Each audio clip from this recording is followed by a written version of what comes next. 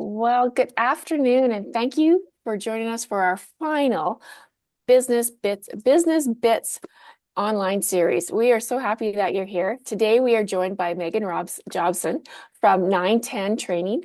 And Megan's going to talk to us today about the elements of a good online ad. I don't know about you, but I need to learn how to do this, and I'm sure you do too. So a little bit about Megan. So 910's marketing and education lead, Megan Jobson, has experience in marketing that ranges from copywriting and organic marketing to marketing software, customization, and CRM management, plus everywhere in between. She holds a Bachelor of Arts degree in English and History from the University of Alberta. She applies her creative side to solve problems and map out marketing strategies and wide-ranging marketing campaigns. Megan, I'm so excited to have you here. Um, we're just going to get going on this. Yeah. So Megan, I'll just let you start, please. Thank you. Thank you so much, Wanda. And it looks like we have Mark joining us. So we've got people filtering in as we start. Thank you again, Wanda and Lorraine, for having me. I'm really excited to be here. Ads are a really complex and overwhelming topic. And we definitely won't have time to get into all of the different things today. There are courses on this that can range from 3 months to 6 months to full degrees. We won't go into each and every little aspect, but I do want to make sure that everyone is kind of foundationally prepared to take on some of this more complex stuff because it can be really overwhelming. I know one of the big fears that people have is I'm putting my money into this. I want to make sure that I see results, and it's scary when there is a budget attached to it and it may or may not show results. So we'll talk a little bit about kind of how to set yourself up for success the best way, and we'll take a look at different, particularly the Meta Ads platform, and kind of how to get going there. I will just share my screen here and just a little bit of an introduction to 910 here as well. We are a pretty small team. We don't have a lot of team members, but we work with a lot of wide-ranging businesses across the province in Western Canada, small businesses in particular. And the reason that we do this is because our main goal is to make sure that small, medium businesses across the province have the tools that they need to succeed. We were chatting just a little bit before, Wanda, Lorraine, and I, about what this looks like in today's economic landscape, right? Things are turbulent and changing, and there's a lot of uncertainty right now. And one of the things that you might see a lot is we'll go to an ad agency to get all of this stuff done for you, and requires these crazy high budgets. Where yes, that is true to some extent, but a lot of people, a lot of businesses just simply can't afford that, can't make that logistically happen. And so my goal for you today is to give you at least some of the foundation that even if you do end up going to hire an agency to do this for you, you kind of know what you're looking for, and you can get the most out of that ads budget as you go. So that's a little bit about today. Now, one of the biggest pieces to this, and I want to start with this, it has a lot to do with advertising, but it has more to do with just understanding your brand and marketing strategy, which is the most effective way to get your ads in front of the right people. Fundamentally, what we need to do with our ads is understand who our target audience is so that we're getting it into the right hands. And where that starts is with our brand.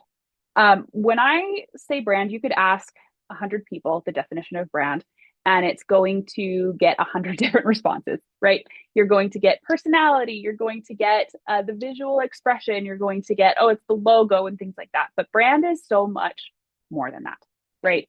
It is everything that comes before, and it's everything that comes after. Where we really want to start is with something called the brand strategy. So the internal substance, who you are, why you're doing what you're doing. Of course, you're in business to make money. That's, just kind of a given. But why are you doing what you're doing? What is the goal behind that? How do you see your legacy? What impact do you want to have? All of those elements are part of that internal brand substance. Now, the next most important thing is looking externally, right? Your audiences. your competition? What does the landscape look like around you? How you differentiate yourself, right? Your positioning. This is something that I find a lot of people really struggle with. And what you're going to want to do when you're starting to think about advertising is getting really keyed into who it is that you're looking for, right? Um, I have heard so many times, I don't know how many times to count. Um, well, I just need to reach everyone. I'm not looking to restrict my audience. I just need people. And what I say to that is if you're trying to reach everyone, you're reaching no one. Because what happens is your message gets so diluted and so generic that you're not reaching anybody in particular. One of the biggest things with marketing and well, sales and business in general, but with marketing is building relationships with people and having conversations. It might feel like ads are just there to sell a product, but it's about the conversation that you're starting with your audience as well, right? I see the problem that you're having and I can solve it for you, right? A mom saying, "Oh, you skinned your knee. Here, let me give you a hug." Right? That's kind of we're wanting to build that kind of relationship with our audience. And we can't do that if we're not having good conversations, and we can't have good conversations if we don't know who they are, right? One of the examples that I like to use is, I personally talk to my mom a lot differently than I talk to my boss, a lot differently than I'm talking to you, right? That doesn't mean that me, the person, is changing, right? That doesn't mean that my foundations, my substance, who I am changes, my values change. It just means that I'm talking to different people, right? So when we're thinking about building a good ad strategy, we have to think about who it is we're trying to reach. We were just chatting before as well, Wanda, we're looking at building recruitment ad campaigns, right? And so you have to start thinking about who that perfect employee is. So, Wanda, can you give me a couple examples of who that might be? Like, what kind of qualities are you looking for?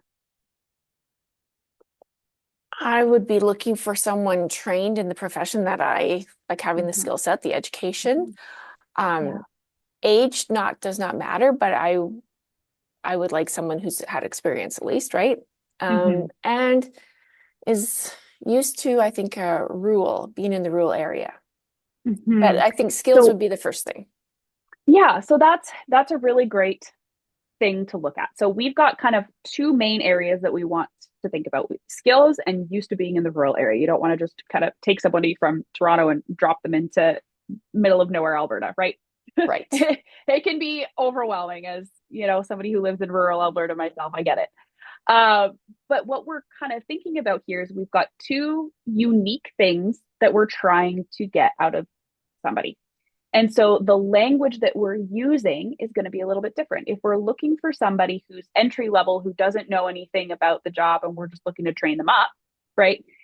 The language that you're using in those ads is going to be different than if you're talking to somebody who already knows the industry, right? You can use higher level language, jargon, technical terminology in that ad, and you're automatically filtering out those people that will not understand that language, right? Because they don't have the experience to know that, right? So when we're thinking about advertising, and this is why understanding your audience, who you're trying to reach, is so incredibly vital, and why we start with that is because you can't create a message, tell a story, if you don't know who's going to be reading it, right? Um, that's also why you want to be specific and not generic with your messaging, because then you are losing the people that you're losing people in the masses, right? You're trying to be too broad. You're not capturing people with the language that you're using. So that's why we want to start with our brand, our fundamental brand strategy. Now, building from that, it really kind of depends on the rest. Really depends on your business, right? When you're looking at a visual ad on social media. So you have like a visual media piece to go with it. You want to make sure that it's consistent with your visual brand identity. You want to have your logo, your colors, that kind of thing on there. If you have a blog that you're trying to advertise, you're going to want to make sure that that core tone of voice is consistent, right? All of that comes after our substance, right? Our key understanding. Now, the way that we talk to each of our individual audiences is going to shift a little bit. So when we're planning an ad campaign, the first thing that we want to do is understand who it is that we're trying to reach, because that will inform the rest of everything else. All right. This is kind of a pretty broad background to give, but I want to make a quick little pit stop here and see if there's any questions or comments on that. Mark says in the chat, we're just getting into ads on Meta and we've been doing it for a few months, so they're excited for this. Oh, perfect. This is exciting. Yes. All right. Well, then let's dive into a little bit more here. So this is really just setting the scene for the big picture, right? When you are starting this, the best thing that you can do for your ads budget is start with a big picture goal, right? What is your ultimate goal with this? Is it to hire somebody? Is it to generate sales? Is it to generate awareness, right? So we want to start with this big picture goal, and we'll talk about in the next few slides how to build a little bit more of that big picture. First thing, we are in a very high internet usage era, especially with Starlink coming in. I know, as again, somebody in rural Alberta, before we got Starlink 4 years ago, there were days where I had to go to my neighbors to work or go into the library to work because I couldn't do it at home. But now we're in an era where so many more people have access to the internet that it's vital to think about not if our audiences are online, but where, right? So many ad campaigns look at a variety of different ad placements, right? Thinking about billboards, print ads in a newspaper or a flyer, looking at newspaper ads or news station ads, radio, digital placement in TV commercials, that kind of thing.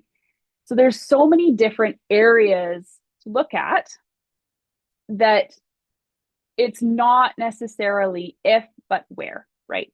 So many small businesses, what you're going to want to start with is if you are B2B or B2C.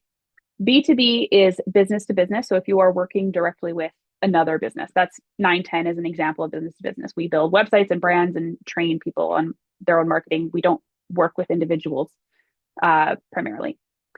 B2C is business to consumer. That's direct consumer marketing is another term for it. But this is when you are trying to sell to individuals. So makeup brands, hair stylists, that kind of thing, where you're trying to bring in individual people and not a business as a client. So that's the difference between those two. Now, when we're thinking about B2B, your primary mode of advertising is actually going to be on LinkedIn and Google, right? So LinkedIn ads are very effective for the business to business. That's where a lot of business communications happen. B2C, you're going to be primarily looking at other kind of consumer-based channels like Meta, Facebook, Instagram. TikTok is one that's coming up as well. It's not nearly as common just yet, especially for small businesses in Alberta, but it's there. So thinking about kind of who your audiences are and where they live is the biggest thing. Again, most people are going to have access to the internet now, so we're not necessarily as concerned with more traditional forms of advertising, especially if you have a smaller budget. Digital ads, social media is going to be the way to go. The next biggest piece is going to be something called local intent. Ever search something, restaurants near me? That's where Google ads come into play, right? This is going to be your gold standard, right? You're wanting to capture that business that's coming in right now. This is built around the immediate intent, right? Within the next 24 hours, I need to buy an outfit for this wedding that I forgot about on the weekend. Dress stores near me, right? That kind of thing. This is going to be what's considered bottom of the funnel capture. So marketing funnels usually broken down into 3 stages: awareness, intent or nurturing, and then your capture or your conversion. So the awareness is usually when you're just starting to introduce yourself to people. That would be brand awareness. A lot of social media ads are going to be based on generating awareness on who you are and what you do. The nurturing or the intent phase, that's where this comes in, where you're trying to get people to understand how your services can help them on more of a long-term basis, or that immediate intent capture. And then the conversion is going to be that purchase, right? That transaction. Now, with that, we have to understand there's different channels that solve different problems, right? So like we just talked about with the local intent, Google ads are going to be your primary ad to capture that immediate intent, because that's where people are searching for that. They're not going to TikTok to search restaurants near me. That's just not happening. Google is going to be your primary. Whereas if you're looking for just local businesses in your area, or like to join a community or something like that, you might find an ad on Facebook or LinkedIn, right? So thinking about the problem ultimately, is it an immediate need or more of a long-term generation, is going to inform the channel that you go with. So intent capture ads, kind of this concept, these are Google ads, right? These are the ones that we're going to focus on. These are the bottom of the funnel marketing. This is really just, they're actively seeking that product or service now. And these are pretty low hanging fruit when it comes to ads. You don't have to necessarily put nearly as much effort or energy into building these campaigns, because people are already have that interest to purchase. So there's kind of a few main ad types. So there's one, search ads, which are the ones that you see on your Google search results page, right? These are, keywords are king. So when we talk about keywords, it's really important. Has anyone done keyword research before?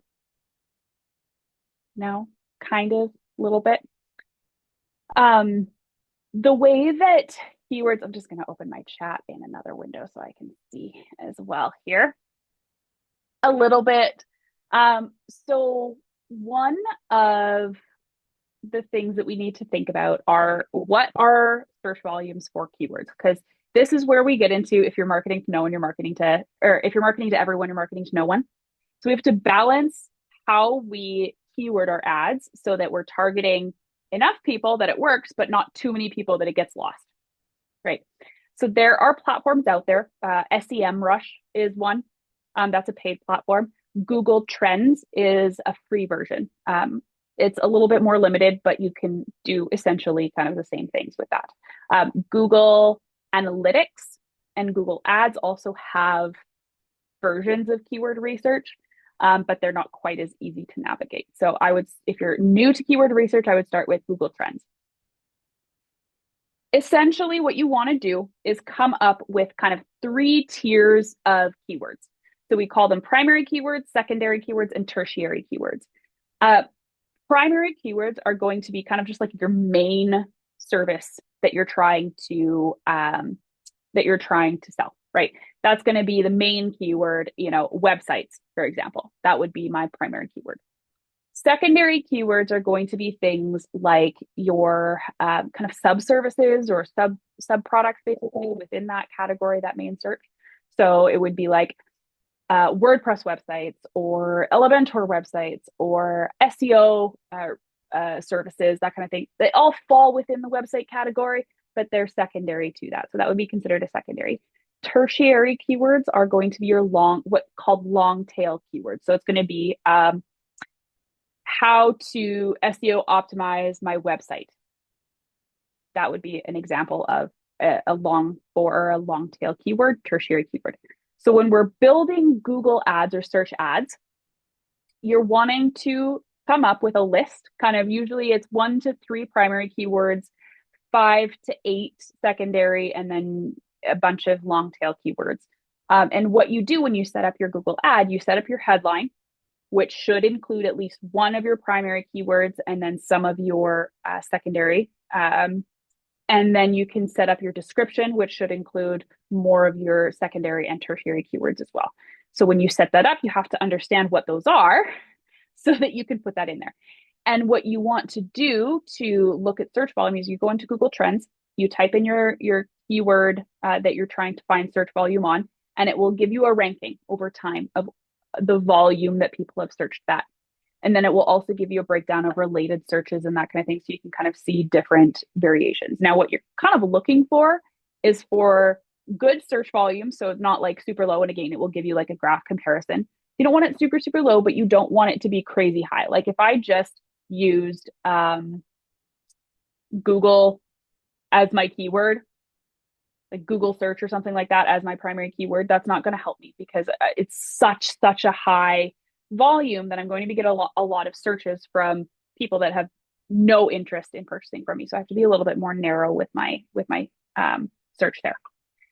So especially for small businesses who have a more limited ads budget, you need to be careful with the keywords that you're using, that you're really hitting kind of like that middle of the line search volume. So that is kind of my big first formatting thing when it comes to ads, especially Google ads, is thinking about your keywords. All right. So think about kind of like the quality over the search volume of that ad. Now, the second thing is local service ads, LSAs. So these are really essential for good, like your trades, your contractors, local service providers, plumbers near me, right? That kind of thing. These typically appear as like guaranteed Google search results because they're generally area based. So for these ads, geolocation is so important. So in your ads that you're building for your local service, so these are again another type of Google ad, you want to make sure you add in your locale into your headline. So plumber in Edmonton, Alberta, right? Plumber in Grand Prairie, Alberta, right? Where you have a very specific geolocation in your headline, and that filters out people who are searching from not in your locale. So that's where your service ads are really key, is for that geolocation. Google Shopping. Google Shopping is kind of it's an e-commerce engine for Alberta retailers, right? So it really just shows the product, the price, and the photo immediately. So it shortens the path to purchase. These are really most useful, or really only useful for people who have an e-commerce store. So if you don't have products that you're selling online, I wouldn't necessarily go with this. What you can do is set up, even if you don't have necessarily a e-commerce store already set up on your website, you can set up in your Google My Business profile products. So there are kind of options to circumnavigate that e-commerce retail piece. It's not going to be as effective because there's not a straight go from click to buy pipeline, but it can help generate a little bit more awareness around your product there. All right, I've been talking a lot, kind of word vomiting some things at you guys. I'm curious about the keywords, because keywords tend to be a little bit overwhelming sometimes. How did that explanation feel? Any more questions about the keywords piece? Well, before we started the recording, I thought it was neat how Wanda brought up the keywords and the geolocation is like, if you're watching a video, how does it know to hit, say, in Alberta? I thought that was kind of a neat spot there. Yeah. So with that as well, the geolocation is such a fascinating thing. I am not, my educational background is in English literature and history, and I have a certificate in marketing. And so I don't do computers very much, right? I have a background, but I don't build websites. I don't know coding. Algorithms are a mystery to me. But what's really interesting is how your algorithm and like your actual, our phones are always tracking us. That's just, we know that. We have the GPS always on. yeah, it's very difficult to have extreme privacy with any technology, any smart technology that we're using. So there's that. But what's really interesting to me is how your searches and your activity online inform the ad algorithms. So, for example, me, I live primarily just outside of Edmonton. I live on a little log cabin out in the middle of nowhere in the woods, right? I work from home, but my agency is based out of Grand Prairie, right? So I do a lot of work with Grand Prairie businesses. A lot of my social media activities around Grand Prairie based advertising and things like that. And so in my personal life, when I'm going through watching videos or playing games on my phone, whatever, I'll get a display ad for a business in Grand Prairie. That doesn't mean that the ad is failing. That means that my activity, my algorithm prompted them to think, oh, this person might be from Grand Prairie or have interest in areas in Grand Prairie because of my activity, right? So if you see ads from a location that isn't yours, or your ads are being shown to people in a location that you didn't know necessarily that it would go to, that doesn't mean necessarily that the ad is failing, right? So in your analytics, you'll be able to see where the traffic is coming from. If you see a really big spike, that might be something to be concerned about. But one or two outside of your location doesn't mean that it's a bad thing, right? Your geofence is broken, right? It just means that taking into consideration the activity of the end user, the person who's seen it, what does that algorithm say, right? It seems like magic to me personally, because I don't know how they set that up, but that's kind of part of it, right? Is that the activity of the end user. So anyways, a little bit of a side tangent there. We'll talk about more, but yeah. All right. The second piece is demand generation. So this is going to be your social media. This is kind of where we want to spend most of our money on, especially for small businesses. If you're not focused on like the primary intent to buy capture on Google, if you're looking at things like your brand generation and like brand awareness, trying to get your face in front of more people, social media is where you're going to want to do that. So Meta, that's Facebook and Instagram. That is going to be the primary mode of advertising for most small businesses because it's such an easy to navigate, easy to use platform. It is relatively inexpensive, and there are lots of different options for creating ads. So I want to just take one quick moment to look at the Meta Ads platform here. So I've got, this is a dummy page that I have set up for example purposes. But we've got our Facebook and Instagram connected here, and this is through Meta Business Suite. Okay, so if you have a business that you are wanting to advertise on Facebook and Instagram, you need to set up a Meta Business Suite. So what this does is gives you access to all of the business tools, your ads manager, your content scheduler, your monetization if you are a content creator. Allows ads to be put on your content, boosting posts, all of that. That is done through your Meta Business Suite. So it's really important that you set this up. The second piece of this, in order to activate ads, you need a business asset. So you need to set up your business portfolio. So if you click on your settings, then you can set up all of your ads managers. So if you have multiple people that you want creating ads, you are able to manage your ad partners. So if you are working with another business that you want to set up a partnership with, you can do that through here. All of your pages. So for example, if I am managing, if I'm an account manager and I'm managing multiple different profiles, you have your pages, your ad accounts, all of that set up through here. So this is a really important piece. You can't do anything with ads until you have your business portfolio set up. It's really easy to do. If you have your business page and business Meta Business Suite set up, then you can set up your business portfolio. So it's really important that we do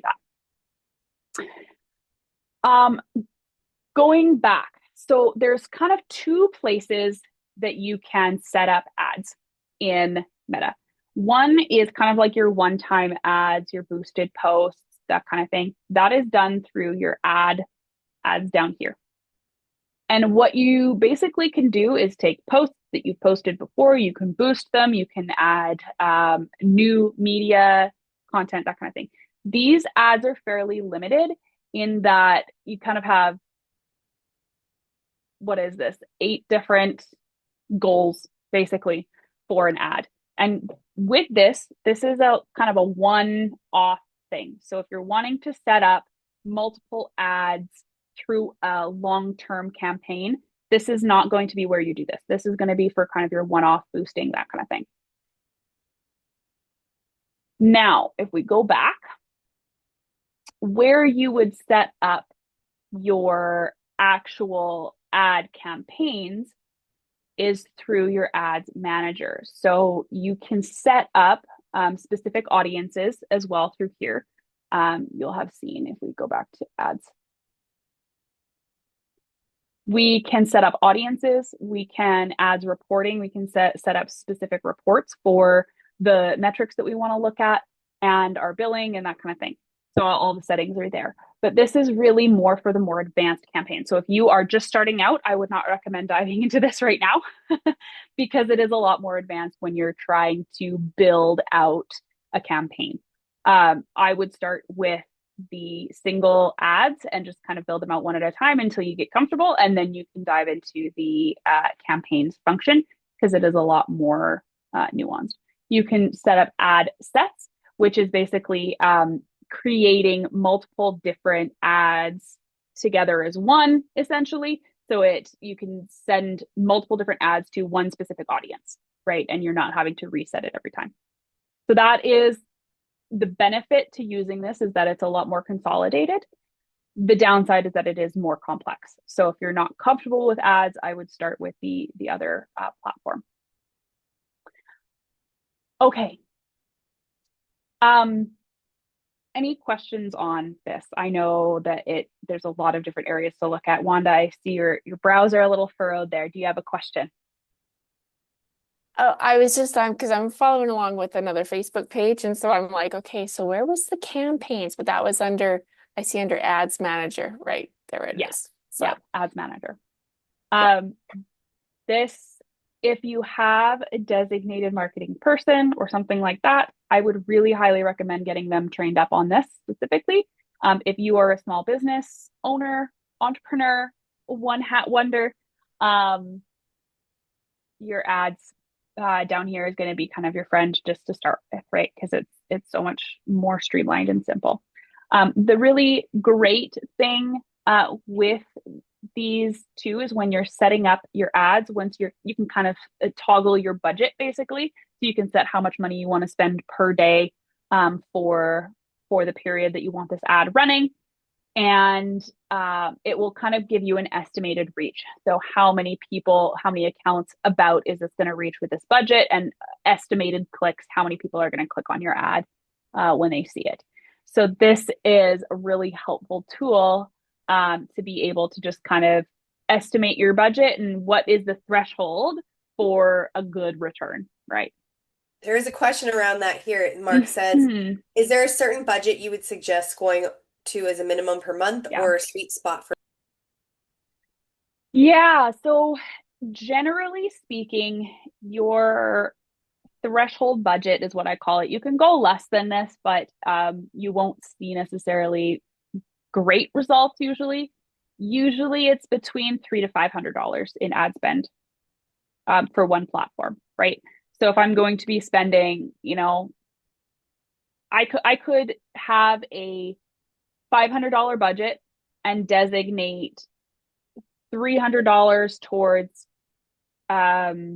Google and $200 towards Facebook, but then I'm not giving Facebook really the chance to actually do what it needs to do. So the threshold per platform is between $300 to $500. If you're looking at doing multiple different platforms, you're going to have to bump the spend up for sure. And yeah, you're going to get better results if you're spending more. That's just, all of these platforms are business, right? That makes sense. Okay, so this is I don't know if it's a bias I had, but I was playing around in Ads Manager, and it's like people see success if they spend this amount per day. And then I was like, is this true? Are they trying to get me to spend more money? Like, Do you know anything about that? Say it's like people with this type of ad see more success spending $10 a day, or I just wondered if there was anything It's you could speak to. it's so variable dependent on industry, right? Because if you are in like the beauty industry, for example, your Instagram ads with super aesthetic media is going to perform a lot better. So you should be putting a little bit more budget behind that than contracting, right? So it's so dependent on your industry that I don't know if I can give an explicit answer. I do see, Mark, you're asking about kind of, is there a certain number of people you should target for target audiences for your e-commerce store? So that's kind of an interesting question because it's not necessarily, I would say it's not necessarily about the number of people, it's about the person that you're targeting.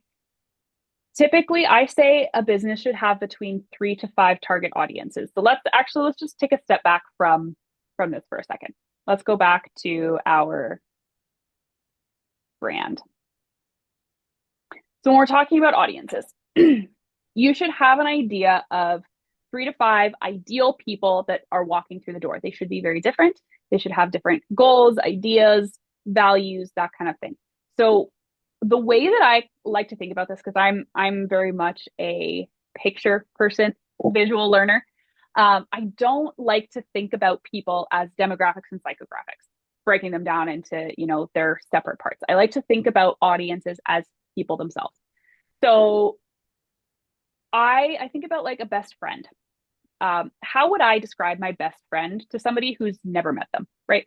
I'm going to talk about where they're from. I'm going to talk about their hair color, their interests, kind of what makes them them, what makes them special, why I love them so much, right? That's kind of what you're trying to do with your audiences, right? So this isn't necessarily, I only want to target 3 to 5 people. This is, I want to target 3 to 5 different types of people. And who is that in your mind? So you kind of create this fictional person to represent that group, right? So I don't necessarily know if 1 million people is the gold standard. It's more about making sure that you are understanding who that type of person is, because you could get really incredible results if you're targeting, 200 people if they're the right person, right? So that hopefully is a little bit easier and less daunting than trying to target 1 million people. Any more questions about Facebook? Okay. I have been really loving talking, so I'm going to try and get through a lot more.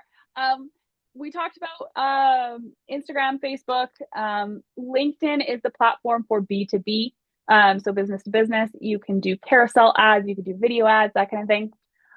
Your alternate platforms are going to be things like your YouTube, your TikTok, your Pinterest, if you have a blog, that kind of thing. I would really, again, if you're a small business, just starting out on ads, I would start with Meta because it's so easy to manage and you can get some good data from there just to start, and then build your platforms from there. So, okay. Oh, final thing. I do have one Yes. thought. Yeah. Because there is something called the pixel. Like you basically Yeah. would take the pixel from Meta and put it on your website for tracking. Mm-hmm. Is that something Yeah. that you talk about, recommend? I definitely recommend it if you have a website that you can manage. The goal behind that is tracking, right? Is to understand if your ad is performing really, really well. And so if you are keen on getting good metrics, that is definitely important. The other thing that you can use that is a little bit easier if you don't have a super easy manageable website are tracking links. So like Bitly, for example, where you would just take a link where you can get tracking metrics on and put that on the ad. Then you can get numbers. It's not going to be as sensitive, I guess. Like you're not going to have as much detail or information as you would like a Metapixel, but it is still better than nothing. So the goal really is to understand like how many clicks you're getting, who's landing on your page, where are they coming from. Even without any of that tracking information from a link or a pixel, you can still get really good data from your meta insights. So the primary thing to think about is if you have a website that you can manage, you have somebody that can help you with that, I know I certainly wouldn't be able to do it on my own. Hey, I have a meta ad and you can do this right in your ads manager. You can pull your pixel right from there. Hey, I have a meta pixel and I need it installed on my website. Can you help? And they can walk you through it. Yeah. Okay. Like I had mentioned at the beginning, ads, when you're putting a budget behind it, can be really overwhelming and really kind of scary because you don't know if it's going to work. But you might try something new and find out that it's fantastic, right? It works really, really well. So the way to generally break this down for best use of your budget is proven winners. 70% you put money behind what you know is going to work, right? What organic posts do the best, right? You can see that in your analytics and your metrics, and you could put money behind that. Google ads are typically going to lead to more clicks because of, that local intent to buy capture right there. Put money behind those. 20% should be behind the testing, the new things, exploring different language, different audiences, that kind of thing. So you're testing out your A/B testing, what colors perform better, what images perform better. 10% should be based on awareness and exploration. So you're not really even trying to sell anything. This is who we are, right? You're putting 10% of your budget behind just getting your name out there. This is to nurture a more long-term audience, people who are going to see you, remember you, and maybe down the line, they'll want to buy from you. But it's to get more brand equity, get your name more recognizable so you become more of a trusted resource. So this is kind of generally the breakdown to get the most out of an ads budget. All right. I want to talk a little bit about kind of the different areas of an ad specifically for social media. There's 3 kind of key things that we want to think about. 1, visual media. Visual media is going to be the thing that stops people from scrolling. We have the attention spans of goldfish right now, thanks to all of the social media that we take in. And so as a marketer, we have kind of difficult times getting people to actually stop and look at what we're doing. So when you have a still graphic, so these are going to be images, graphics that you create on Canva, pictures, those kinds of things, it has to be eye-catching, right? You want it to be consistent with your brand. Use the colors of your brand, have your logo on there, whatever that looks like. But you also want it to be visually stimulating enough that somebody stops, right? Bright colors, if that's part of your brand. If that's not part of your brand, don't do it. But visually stimulating enough that somebody stops. The other part of that is video. Video is really, really effective right now, especially short form video, because that's what's popular. That's what's being pushed more in the algorithms. So if you're putting money behind it, it'll go further.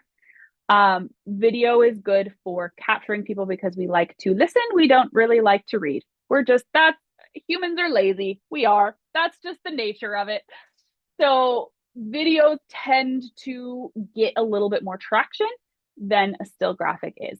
That being said, you want to make sure that your media is diverse. You don't want to have the same thing running every single time that you put an ad out, right? So you want to have a little bit of diversity there. You can have a carousel, all right, multiple pictures. You can have one graphic image. You can have a picture that doesn't necessarily follow your brand, but it's, your team, and you say, hey, look at all these amazing people that we work with. And then you can have videos and things like that. So it's important to have diversity there. The second part of this is the content, right? The written part of it. This is secondary, right? Because this is going to be the second thing somebody looks at after the media. So this is where we have to start crafting our message and building more of that relationship. What actually are you trying to get out of this interaction with the audience member, with your customer? This is where you show that you can solve their problem, right? This is where you start to talk about the benefits of your product or the service that you're trying to sell. And then third, and arguably one of the most important parts, is the call to action. What are you trying to get them to do? Are you trying to get them to call? Are you trying to get them to go to a landing page? Are you trying to get them to buy now on your e-commerce store, right? Calls to action should be very short and punchy, right? It shouldn't be a long-winded 2-sentence thing. It should be call now, here's the number. Visit our website, click the button. Shop now, click the button. People like to hit buttons. We just do. Don't hit the red button. What am I going to do? Hit the red button, right? So make it short, make it punchy, and make it visible. Easy, easy, easy. With Facebook ads in particular, well, where really any social ad, you can add buttons, call to action buttons. And that makes it really easy to just click, buy now, easy peasy, link to your website. So those are kind of 3 of the most important parts to your ad. Now, we've got 10 minutes left. I do have more content, but I want to make sure that questions can get answered. So we'll pause here, and if there's no questions, then I can talk for another 10 minutes, no problem. But I want to make sure that we open it up to questions.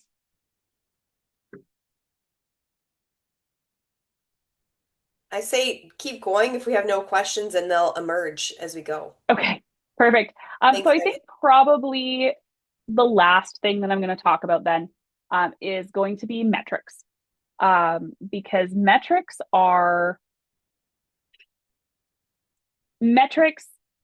really important, and they tell a really important story, but they can cause issues if you're not looking at the full big picture. So go back to the very beginning. Remember, start with your goal. What are you actually trying to achieve?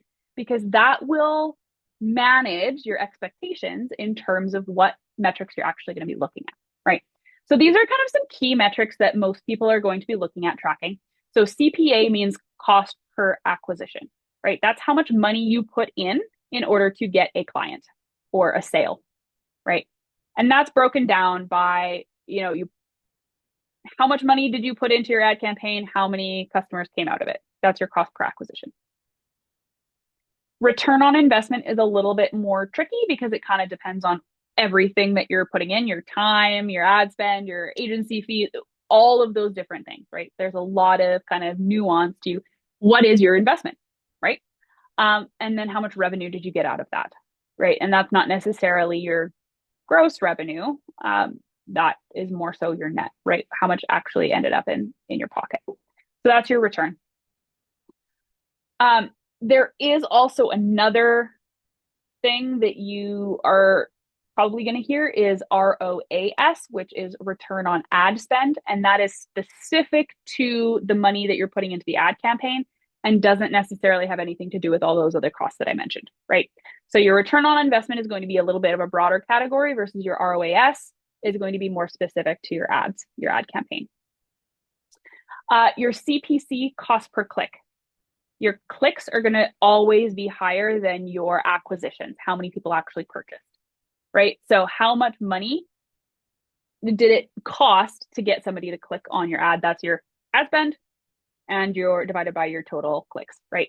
So what you're going to be looking at there is that number could be really high, it could be really low. And that is dependent on your industry. So what I would do before starting any of my ads is look up what the industry standard is for these metrics. What should a standard cost per click be for my ad that I'm running on Facebook for this industry in this area? And you'll get kind of variable numbers. There's not a set number, but it gives you kind of a good benchmark to look at. Cost per lead. So a lead is going to be this phase in between a click and an acquisition, where it's like they clicked on the ad, maybe they filled out the form, but they haven't purchased yet, right? So we're in that nurture phase. We have a baseline relationship with them. We have their information and we're in conversation, whatever that looks like. If that's that you are emailing with them directly or they're filling their shopping cart on your e-commerce store. A lead is not an acquisition, but it's also not just a click. So this is going to be a more important metric to look at than your click. The clicks are still valuable, but this is always going to be a higher cost, but it's going to be more valuable. So this is a really important one. Conversion rate, that's pretty standard. How many people clicked on your ad versus how many people actually purchased, completed that funnel, that's going to be your conversion. Really, really helpful to know. Generally, your conversion rate is going to be fairly low because, again, it's a funnel. We drop people at every phase. So that's very standard, very normal. And again, depending on your industry, that number is going to look different. The one thing that I really want to warn you on is vanity metrics. Because a lot of people are like, oh my gosh, my reach, my engagement, my interest is so high. Pause. Just because your ad reached 21,000 people does not mean 21,000 people sat down, read your ad, clicked, and went through, right? Your reach and what is it called? Interest metrics are going to be significantly higher all the time, right? That doesn't mean that the ad is just good. It means that you put a lot of money behind it, right? So yes, they're good to look at to help flesh out the story. If you're getting a really, really high click rate, that means that you can trust that your ad is good and it's not just going out in front of tens of thousands of people and just, the ratio, right? You're going to want to look at the ratios more than just that number. One quote that I saw that I really like, we don't pay bills with likes and shares, right? We pay bills with the actual sales. So these are supportive, but they are not going to be your primary mode of determining whether your campaign is a success or not. So just be aware of these. Don't put all of your stock in them. They're helpful, but not the most important thing. Okay. Any questions about metrics? I see. Okay, Mark, you're asking how accurate would you say the metastats are on the metrics you listed? Notice a bit of discrepancy sometimes from Shopify versus analytics. So there's always going to be a bit of a discrepancy because there's going to be a jump between if they clicked on your ad versus if they actually made it to the store, right? So there's always going to be a bit of a discrepancy. If you are looking for clicks or your audience, that kind of thing, I would say the meta insights are great. If you're looking for your actual like cost per click or return on investment, your acquisitions, that is where I would rely on your actual store metrics. So if you have a Google Ads account, a Google Analytics account, Google Ads also, but Google Analytics in particular, metrics on your actual store. So if you have a Shopify, you should have some analytics on your Shopify account as well. You should rely on those for more of those kind of high level metrics versus your quote unquote vanity metrics or the metrics that are like your engagement and like your likes and shares and that kind of thing. That you can rely on your Facebook.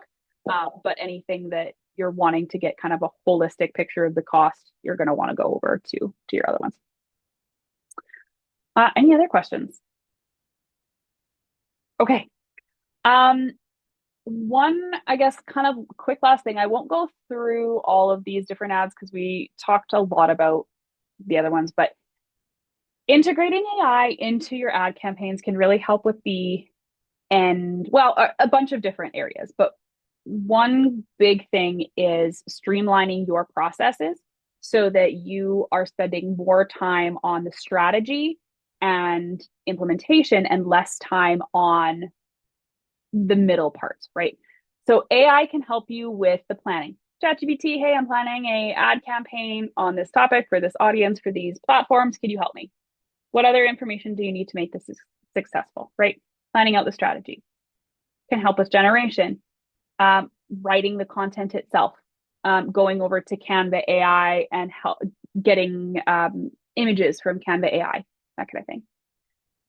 And then at the end, conversion. This is probably one of the key areas where a lot of small businesses, especially if you are kind of a one-person show, where that funnel kind of breaks a little bit, right? Where we can't be in all places at once, so the conversion gets a little bit sticky, right? We have to take the time for all of that. What a lot of people have found is having AI integrations on their website, landing pages, ads, can help with that conversion. So like an AI chatbot, for example, or a form that can filter people into different categories. So like lead scoring is an example of convertive AI. Any way to help reduce the distance between the consumer activating the conversion, expressing intent to buy, hey, yeah, I'm really interested in this, to the actual purchase, where you can get in contact with them. Anything that reduces that time is beneficial. All right, we'll stop there. It's 1 o'clock. Any last questions before we log off here? I'll let Lorraine and Wanda have the floor. I don't know. This has been great, Lorraine. Do you have any questions? Mark, do you have any questions for Megan?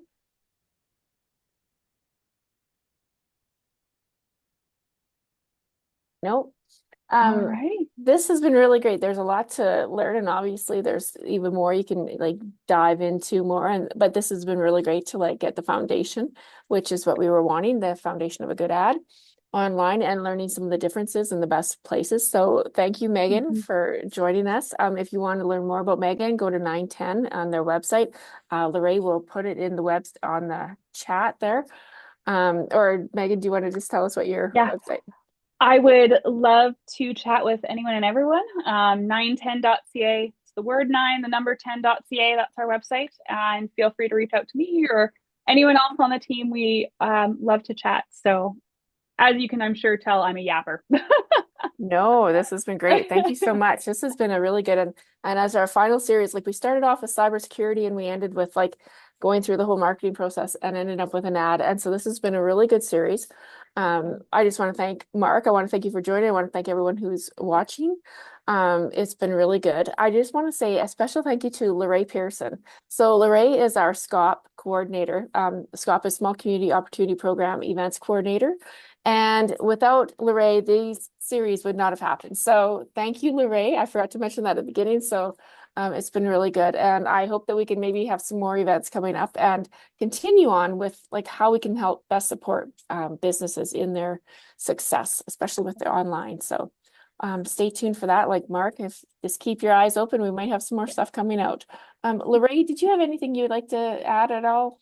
No, just thank you, Megan, and thanks for helping us up our ad game, really. I love the actionable steps and takeaways for today.